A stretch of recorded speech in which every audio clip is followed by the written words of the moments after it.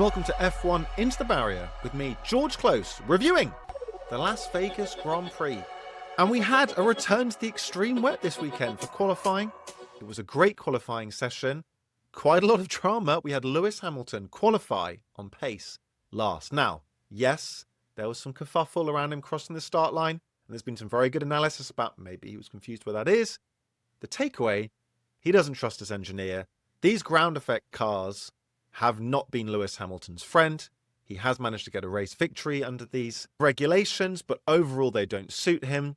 And we have seen, I think, probably the lowest point for Lewis Hamilton in a Ferrari this year at the Las Vegas Grand Prix. But we have had so many monumental, consequential outcomes from this race. Nothing more so than McLaren's double DNF. Before that double DNF, I think Lando Norris had done enough to wind up the championship. He was 30 points clear. There was 2 races remaining. Realistically, there was enough for him to go and win the championship. But now, it is up for grabs. It's still advantage Lando Norris, but Max Verstappen is equal on points to Oscar Piastri. Oscar has really fallen away.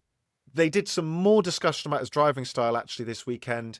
His smooth driving style is not suiting the heat up for the tyres at these sort of circuits towards the end of the year, and they think that's where the difference in performance is. Lando Norris has found his pace again, and he put in a blistering pole lap.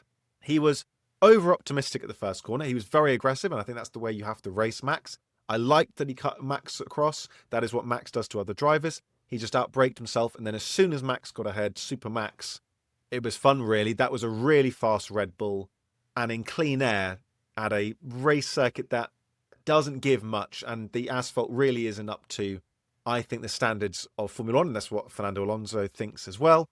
We weren't able to see anyone really be able to challenge him because clean air was so dominant and the rest of the cars behind just couldn't ever heat their tyres up to do anything interesting at the front. But McLaren, this skid block wear is disastrous. Apparently they were conservative earlier races on this. Why they decided to be aggressive on it for this weekend when the championship is at such a critical point is beyond me, particularly with both drivers ahead of Max Verstappen. And it looked like Max had been shut out. It looked like we were just talking about mathematical probabilities. We had that graphic showing whether or not Max was still even in the championship race as it unfolded throughout the drama of Sunday. So that is undoubtedly the biggest talking point. It is a cock-up. We really are risking a 2007 where we saw McLaren cede at the last possible moment to Kimi Räikkönen. It's dangerous. What other key talking points did we have? We had, a fun little fact. When Crofty started talking about little magpies. I enjoyed that in commentary. We had, again, quite poor. I know I keep going on it, but it wasn't the best directing again of a race, was it? And Crofty is just getting unhinged with some of these Croftyisms at the moment. The other major story of the weekend was Mercedes. I think they've closed out that championship battle with Ferrari now following Lewis's very poor performances. Is there a point now where they'd have preferred to have Carlos Sainz, who had another excellent Grand Prix, out-qualifying his teammate, generally outperforming Alex Albon over the course of the second half of the season, but Carlos Sainz looked hot. Would you prefer to have him in the Ferrari? You have to say at the moment you would, over dreary, downbeaten Lewis Hamilton. But Mercedes, where Lewis Hamilton left, they are finding something. Their setup and their systems allow them to always be competitive. They've not been competitive for a championship this year, but they are still finding themselves with strong podiums. And you believe that next year that Mercedes unit can go on and build a car to be competitive. And there are question marks elsewhere. There's question marks over Red Bull with their departures, over Ferrari with all of their internal struggles, and by the sounds of it, dated equipment and software compared to the other teams. But Mercedes have something. Antonelli was great last week, but normal service resumed with George at the top of the pecking order. But Mercedes played a blinder with Antonelli's strategy, pitting him really early, doing a couple of short laps on the soft and going long on the hard. Paid dividends, and Ferrari missed that opportunity. Lewis had a great start. Don't get me wrong, he really managed to get up because of the chaos at the front as it unfolded. In that initial first corner incident, by the way, Bortoleto was incredibly amateurish. I mean, there was all sorts going on there, but that lunge down the inside, taking cars out, I couldn't quite believe So I actually exclaimed out loud whilst watching it at just how bad it was.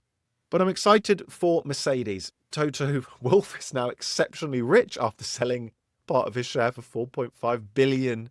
But I am excited by the platform that George Russell has, hopefully to go next year and challenge Max Verstappen, Lando Norris, maybe, if we're fortunate, or possibly Oscar Piastri for next year's championship. The big takeaway from Las Vegas is, have McLaren thrown this away? Max Verstappen is ruthless and will exploit every opportunity and will be bold. I think the McLaren drive will be racing slightly conservatively. Lando Norris, that probably is the decision to make. He's still 24 points ahead to win this championship. He just has to make sure that gap doesn't close. But Max Verstappen is ruthless and will challenge and push to see if he can get that championship. And if Oscar can find some pace, he is someone that can battle, I think, very fairly. But Lando Norris has the advantage. But is it all over? Is it all over? My money is still on Lando Norris to win the championship. But my God, is it stressful.